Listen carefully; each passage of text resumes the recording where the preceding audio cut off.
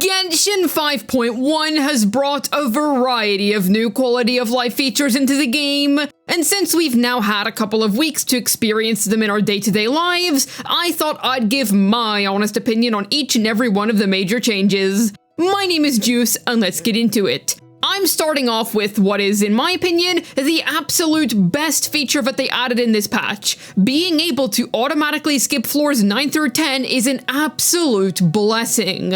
Ever since they added a similar feature in Honkai Star Rail, I've been waiting for Hoyo to slap this into Genshin as well, so that we can get to the actual interesting parts of the Abyss. If you've been playing the game for as long as I have, then taking your incredibly well-built characters into such weak floors that you can obviously clear feels like such a waste of time. The Abyss is meant to be a trial of how strong your account is and how good your team building skills are after all, so being forced to clear the low-hanging fruit every time felt like an irritable means to an end. Now, if you manage to clear the last Abyss's floor 12 of 36 stars, you can skip right onto floor 11. This was much needed. There are genuinely no downsides here. Floors 9 through 10 really aren't all that interesting once you've cleared them a few times, because instead of rotating monthly in the same way that Abyss's enemy roster does in the upper floors, the enemies constantly remain the same in the lower floors. Do note that if you were only able to clear up to floor 11 last Abyss, then you'll only be able to skip up to floor 9. I give this feature a 10 out of 10.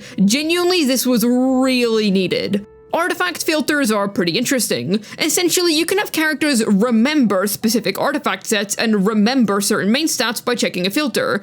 You can remove this filter and add to it at any time. I found it to mostly save me a few clicks when I get a new piece that I want to roll on a specific character, so I go to their artifact menu and find that the unit is already only locked onto Obsidian Codex pieces. It's convenient for when you're trying to locate a new artifact that you just got. It's been a nice bonus in day-to-day life, but it hasn't massively altered the way that I play, at least not in the same way that the Abyss skip change has. I definitely appreciate it, and I'd rather it be there than not. I still have to get used to it, since I get a bit surprised opening a character's artifact slot, only to find out that they're already filtered onto the pieces that I want to look at. It's a happy surprise. I'm still waiting for artifact loadouts, honestly speaking. This is a fantastic step in the right direction, and it's definitely getting closer to what we're all looking for. But I'm gonna keep hoping that we can get loadouts soon. Either way, a decent change. I don't have any qualms with the current mechanics of it. 8 out of 10 feature.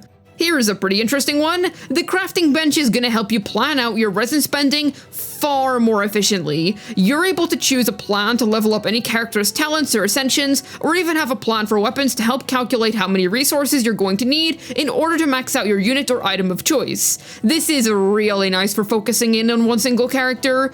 This assists wonderfully when trying to plan ahead of time in terms of how many materials you'll need to farm, and when you'll need to acquire them. No more accidentally not farming enough of a talent so you're behind by a few books and have to wait for the book to come back to finish your levels. No more overestimating how much of one resource you'll need in order to finish leveling up your gear. You'll be given clean, accurate, exact numbers with this. This feature is basically perfect. I don't see how they could make it better. It achieves what it sets out to do, and it will make your time budgeting out resin and domains 10 times easier.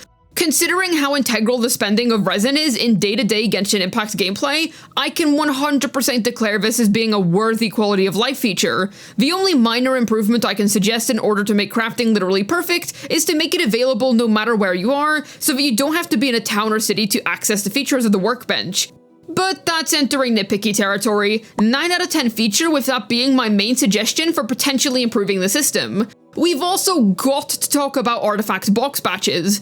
You know those golden artifact box rewards that you get from the Spiral Abyss? Before, you had to open them one by one in order to claim all of your new goodies. Now, you're able to open them in a batch. Neat little way to save you some time. It's a very minimal change, so I don't have much to add here. Yet, it's a positive change nonetheless, and adds a little bit of extra convenience.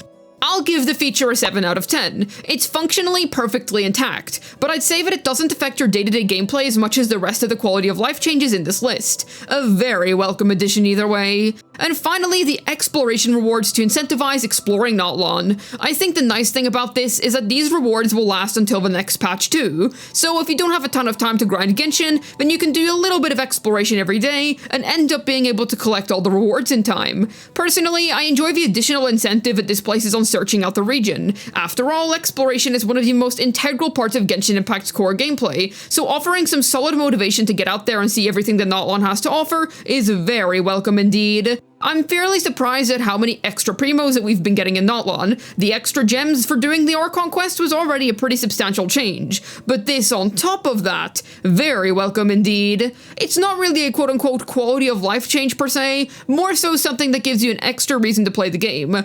I think it was a pretty good change. More incentives to play the game is never a bad thing, and there is definitely more than enough time to work towards claiming all of the rewards. Personally, I can't say no to more Primogems. I'm giving the feature a 10 out of 10 because it's fairly straightforward. It's extra Primogems and I don't think that there is any net negative here, aside from the fact that it's not permanent. I really hope that they keep up these additional rewards in future updates. Personally, I think all of these changes are putting us on the right path.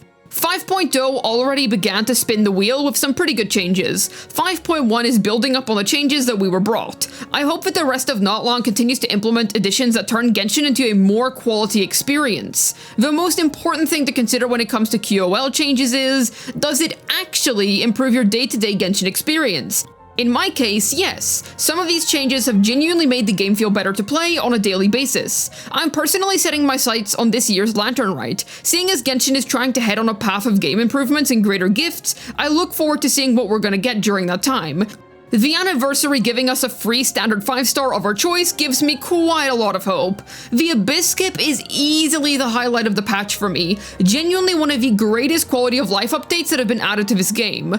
I appreciate that I think they're taking a leaf from Honkai Star Rail's book in that regard. It's such a lovely convenience. I think if Genshin were to add artifact loadouts and continue with the Primogem bonuses, we could have a very happy community on our hands here. I think the #1 feature from other gacha games that I'm seriously missing right now is the Resin Reserve system. The convenience of such systems are genuinely huge. I sincerely hope Genshin considers adding a Resin Reserve because of how it helps combat FOMO. I also think that we should be able to store more than 5 condensed resin pieces at a time so that we can save our resin for a day that we have a lot more time to play.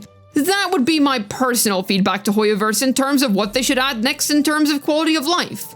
In any case, what do you think about all this? Do you believe a 5.1's changes were substantial enough to warrant praise, or do you still feel like it's not enough to entice you? Let me know down below in the comments. I'm very interested to hear your thoughts.